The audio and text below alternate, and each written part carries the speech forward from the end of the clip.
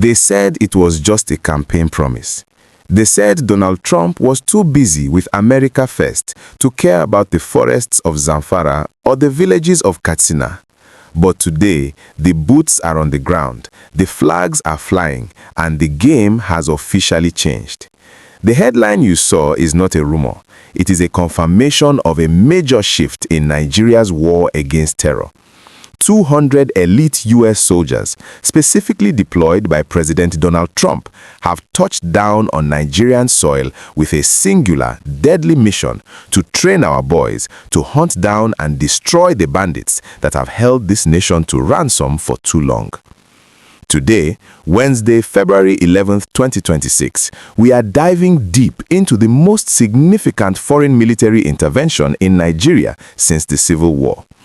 This is not a courtesy visit. This is not a diplomatic handshake. This is a tactical deployment. We are talking about the arrival of U.S. Special Operations Forces, likely Green Berets, who are now setting up camp to work shoulder to shoulder with the Nigerian army. But why now? Why did President Tinubu agree to this? And most importantly, what does the Trump factor mean for the likes of Bello Turji and the new Lakurawa terror group? Let's start with the facts on the ground. Reports from the Pentagon and sources within the Nigerian Defense Headquarters have confirmed that this deployment is the direct result of a series of high-level and frankly tense phone calls between Aso Rock and the White House. Remember late last year, around Christmas 2025, when U.S. drones carried out those precision airstrikes in Sokoto? That was just the warning shot. President Trump, who has been very vocal about what he calls the persecution of Christians in Nigeria, made it clear that he would not stand by and watch massacres happen. He threatened to come in guns blazing. Well, the guns are here, but they are being placed in the hands of Nigerian soldiers guided by American expertise. The official mission of these 200 troops is training and intelligence support. But don't let that diplomatic language fool you. In military terms, when you send 200 special forces operators to a conflict zone, you are not sending them to teach classroom theory. You are sending them to teach kill-capture tactics. These Americans are here to teach the Nigerian military how to use the new Super Tucano jets effectively at night. They are here to deploy advanced drone surveillance that can see a bandit's heat signature from 5 kilometers away in the thick Sambisa or Rugu forests.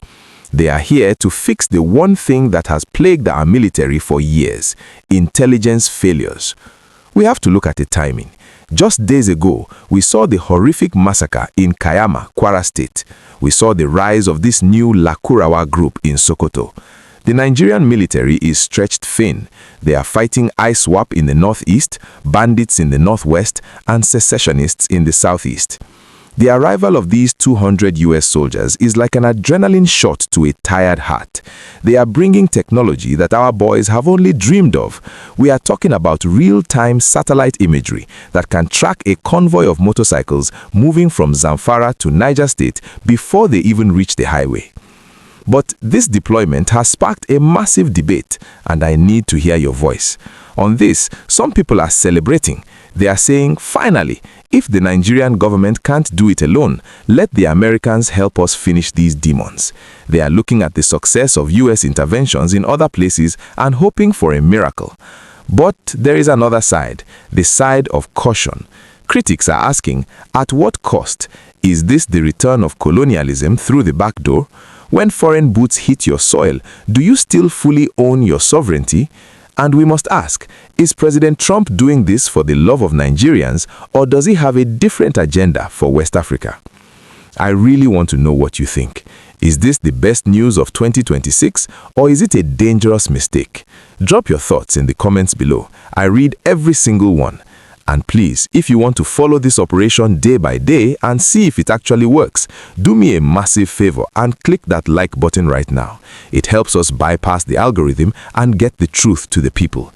And if you are just discovering this channel, hit the subscribe button and turn on the notification bell. You do not want to miss the footage when these joint operations start yielding results. Welcome back. Now, let's talk about the Trump factor. We cannot ignore who is sitting in the White House. This is not the Biden administration that would write strongly worded letters about human rights.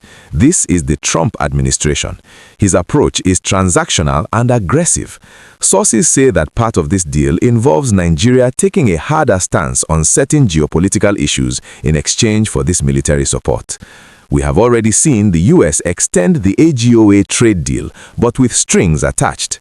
The presence of these 200 soldiers also sends a terrifying message to the bandits. For years, these warlords, Turji, Dogogide, and the rest, have operated with a level of arrogance. They post videos on TikTok, they grant interviews, they feel untouchable because they know the terrain better than the Nigerian army. But they do not know the terrain better than a US thermal imaging satellite. The Americans bring a capability called high-value target elimination. This is exactly how they got al-Baghdadi. This is how they got Soleimani. If I were a bandit leader in the Northwest tonight, I would not be sleeping in my usual camp. I would be very, very worried about the humming sound of a drone in the sky. We also have to discuss the Christian genocide narrative. This is the controversial part. President Trump's advisors have repeatedly framed the violence in Nigeria as a religious war targeting Christians. While the Nigerian government denies this and insists that Muslims are also victims, which is true, the US deployment is politically sold to the American public as a mission to save Christians. This creates a delicate situation for President Tinubu. He has to accept the help because he needs to secure the country, but he also has to manage the internal politics so that it doesn't look like he is fighting a crusade for a foreign power. It's a tightrope walk. Let's look at the specific unit they will likely be training. The Nigerian Army recently deployed a Chief of Army Staff Intervention Battalion to Plateau State. It is highly probable that this is the unit that will receive the first batch of American training. Imagine a Nigerian battalion but with American communications gear, American night vision goggles, and American close air support tactics. That is a formidable force. That is a force that can enter a forest at 2 a.m. and clear it out by sunrise. But we must be realistic. 200 soldiers cannot be everywhere. Nigeria is vast. The forests are deep. If the Nigerian political class doesn't solve the root causes of banditry, the poverty, the lack of education, the corruption, then even 2,000 US soldiers won't fix it permanently. Military action is just a band-aid, a very powerful, explosive band-aid, but a band-aid nonetheless. There is also the risk of backlash. Will the bandits escalate their attacks to prove a point? Will we start targeting foreigners? Will we see a Black Hawk Down scenario in Nigeria? These are the fears that keep security experts awake at night. The US military is powerful, but they are not invincible, and the Nigerian terrain is unforgiving. As we watch these transport planes land in Abuja and Kaduna, unloading crates of equipment and personnel, we are witnessing history. 2026 has started with a bang. The eagle and the stallion are being tested in fire. Whether this fire burns the bandits or burns the country depends on how this operation is managed in the next few weeks. We will be tracking every movement. We will be watching the front lines in Zamfara, in Niger, in Kaduna. If a bandit leader is taken down, you will hear it here first. If there is a diplomatic fallout, we will break it down for you.